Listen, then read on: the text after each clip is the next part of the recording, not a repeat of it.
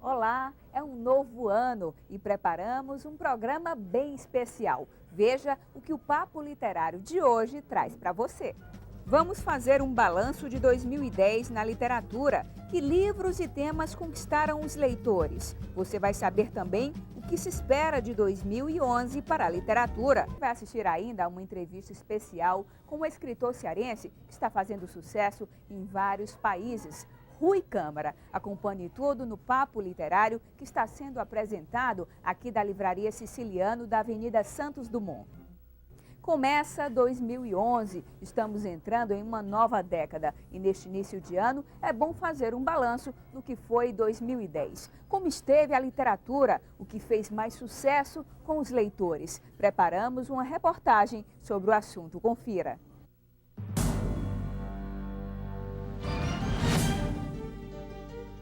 Obras que abordaram temas de aventura com muita magia e mistério ganharam mercado em 2010. Livros mitológicos de Rick Riordan, como O Ladrão de Raios, A Maldição do Titã e O Mar de Monstros, assim como O Vampirismo Romântico, de Crepúsculo, Lua Nova, Eclipse e Amanhecer, de Stephanie Meyer, conquistaram principalmente o público infanto-juvenil, a exemplo do que já havia ocorrido antes com Harry Potter.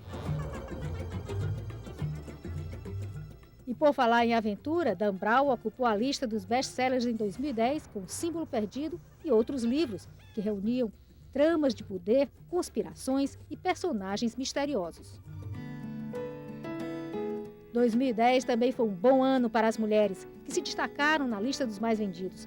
Além de Stephanie Meyer, com os livros sobre vampiros modernos, Elizabeth Gilbert encabeçou durante todo o ano essa lista com o livro Comer, Rezar, Amar, que virou filme. No Brasil, Lia Luft fez sucesso com A Múltipla Escolha e Ana Beatriz Silva com Mentes Perigosas e Bullying. Outro tema que interessou os leitores foi o da história. Livros como 1808, de Laurentino Gomes, e Uma Breve História do Mundo, de Geoffrey Blaney, fizeram sucesso. 2010 foi marcado ainda pela premiação de um escritor da América do Sul, Mário Vargas Llosa, com a comenda mais cobiçada da literatura, o Prêmio Nobel. Llosa lançou agora Sabres e Utopias. E o que podemos esperar de 2011? O que vem por aí no mercado literário? É o que vamos saber agora. Com o início de uma nova década, aumenta a preocupação com a natureza. O mercado editorial aposta em 2011 no livro A Onda, da premiada jornalista canadense Susan Casey, que reúne surf, muitas aventuras e teorias científicas em torno de ondas gigantes. A obra já chegou ao Ceará. E um outro fenômeno natural na véspera de Ano Novo inicia a história do livro Milagre, de Danielle Steel. Numa forte tempestade, em meio ao caos, surge uma inesperada amizade entre três estranhos. A obra é outra promessa de sucesso para 2011. Então, opção é o que não falta para começar 2011 lendo.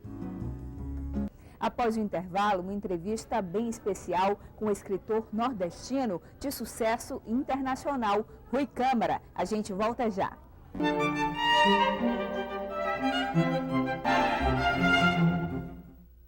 Antes de se dedicar à literatura, Rui Câmara exerceu os mais diversos ofícios. Foi um instrutor mecânico, técnico em lubrificação de navios e locomotivas, agente exportador no Caribe, na América do Sul e América Central, além de diretor de empresas multinacionais.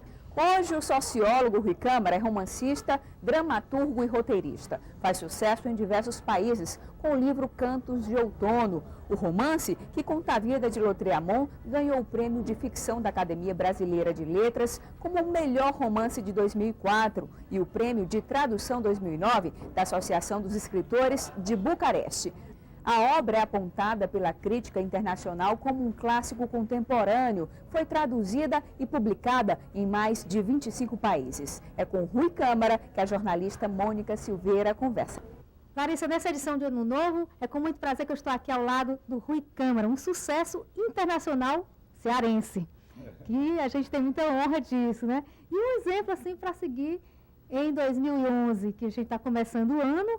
E nada melhor do que uma história de sucesso para começar o ano a história que é Cantos de Outono, que é a história de Lautréamont. Romance da vida do Conde de Lautréamont. O Lautréamont é um poeta maldito. Ele está entre aqueles considerados poetas malditos, mas na verdade são os mais benditos de todos os poetas, né? Então esses poetas, eles se tornaram malditos, malditos, pelaquela civilização, vamos dizer assim, patriarcal, que assimilava conceitos e fundamentos baseado em doutrinas catequéticas muito ortodoxas, né, como, por exemplo, todas as religiões, e eles se confrontaram com essas doutrinas e, por isso, passaram a receberam a pecha de poetas malditos, mas, na verdade, são os mais benditos de todos os poetas, Baudelaire, Lautréamont, Cruz de Souza, Augusto dos Anjos, e o próprio Isidoro Ducas, que tem outro nome, né, que é o Conde de Lautréamont, também um grande poeta dito, maldito e bendito para todos nós, poetas e seus admiradores. Poetas que quebram preconceitos, criam novas linguagens, não é isso? E que acabam trazendo a mudança para a sociedade. Com a poesia francesa, fizeram uma ruptura com aquela forma muito clássica de expressar um pensamento poético, com toda a liberdade poética. Então, são figuras que nós devemos, eu acho que vão viver mais 500 anos aí, incentivando outras mentes e fazendo com que nós possamos exercitar o pensamento poético com a sua plenitude a partir desses conceitos que eles nos colocam em pleno vigor.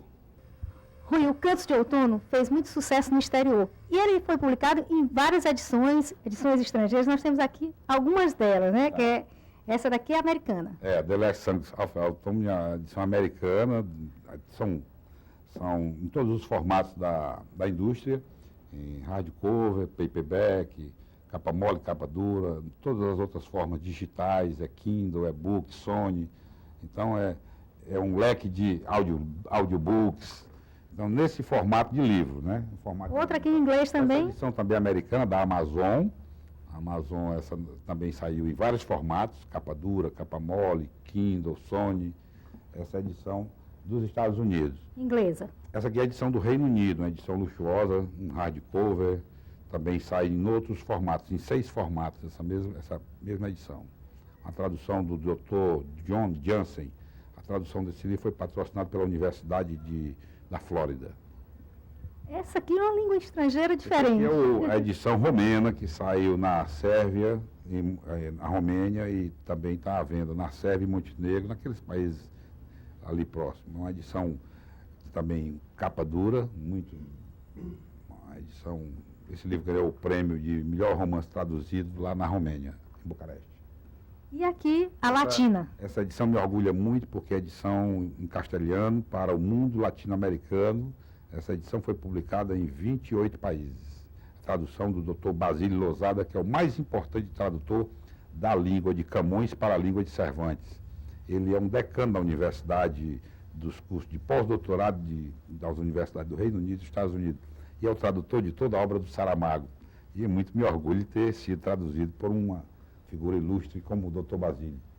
Isso mostra como o livro agradou todos os gostos, todos os países estão adotando o livro com o mesmo sucesso. Eu tive muita sorte. E agora o Dr. Basílio já me pediu o alfarrabista, porque ele vai completar 80 anos. Já me mandou um e-mail ontem dizendo que enxerga a morte muito próxima e gostaria que eu me apressasse para que o alfarrabista chegasse às mãos dele ainda há tempo de traduzir. Eu só preciso pedir permissão a você para dizer que todas as entrevistas que eu concedo, eu tenho o dever de ofício de agradecer aos meus patrocinadores oficiais do meu próximo romance, que é a Eletrobras. Eu devo agradecer a Eletrobras, que patrocinou as viagens de pesquisas e que me permitiram escrever, estou escrevendo o Alfarrabista, que é meu próximo romance, e eu devo agradecer na pessoa do Dr. José Luiz Antônio, presidente da Eletrobras, o Zenon, a Vera e toda a equipe que acredita no meu trabalho. E é bom ter empresas assim que acreditam na cultura e investem, porque os europeus fazem muito isso, e a gente aqui no Brasil são poucas as empresas que fazem isso. Nós precisamos valorizar o mecenato. O mecenato é a substância vital do desenvolvimento da cultura pela via mais democrática possível. E essa prática aqui no Ceará foi exterminada, mas eu espero que o Cid, nessa próxima gestão, ele coloque um secretário que tenha uma visão mais moderna de cultura, que possa recuperar o mecenato, retribuindo, devolvendo aos artistas e aos produtores, criadores e realizadores independentes do nosso Estado, a possibilidade de também se projetarem além das fronteiras do nosso Estado e além das fronteiras nacionais, que é o objetivo da arte, né? O Alfarrabista, são várias histórias em um ou segue essa mesma linha do... Ele é uma história de um homem sem pátria, sem família, sujeito a todo o sistema de opressão, a todas as formas de opressão do pós-guerra. Foi um defensor ferrenho do Estado de Israel, é um judeu não praticante, é um informante, é um mercenário, é um homem pio e seráfico. Ele tem todos os defeitos e todas as virtudes de um judeu não praticante.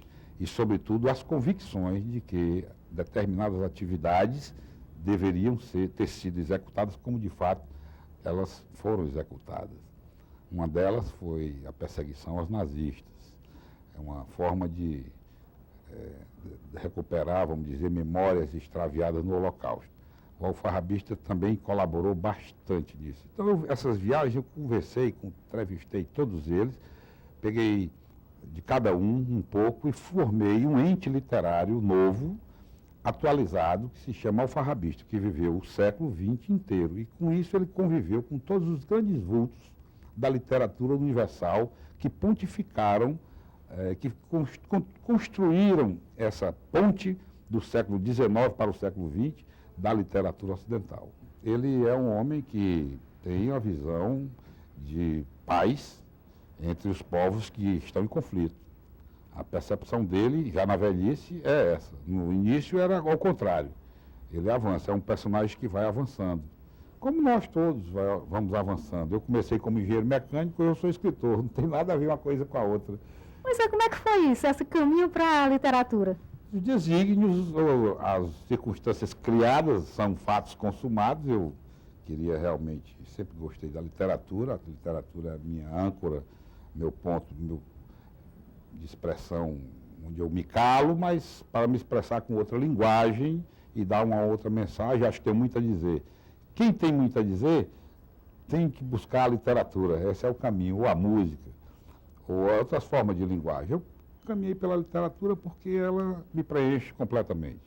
Agora, tem que se dedicar totalmente? Você acha que esse é o segredo? A pessoa tem que fazer literatura de corpo e alma? Nada na vida se faz a toque de caixa. Você tem que se preparar. É como um atleta, uma maratona. Eu acordo todos os dias às 11 horas, vou almoçar às 3 da tarde, vou jantar às 10 da noite e vou dormir às 4 da manhã. Em 2011 eu publico o próximo romance. Eu prometo. E depois, nós vamos ter uns romances mais suaves, para uma juventude aí mais interessada numa literatura séria. E vou seguir a carreira de escritor agora com convicção de que tem espaço para ter um lugar ao sol reservado para o Rui Câmara. Com certeza. Rui, foi um grande prazer ter você aqui no nosso programa Papo Literário, primeiro programa do ano. Obrigado, agradeço ao Guto Benevides, meu querido amigo. Espero que ele continue lá exemplificando a TV Ceará. A seguir a história literária de sucesso, o programa de hoje fica por aqui. Desejamos a todos um 2011 muito feliz, com grandes realizações. E, claro, boa literatura. A gente volta no próximo sábado com novas atrações. Até lá!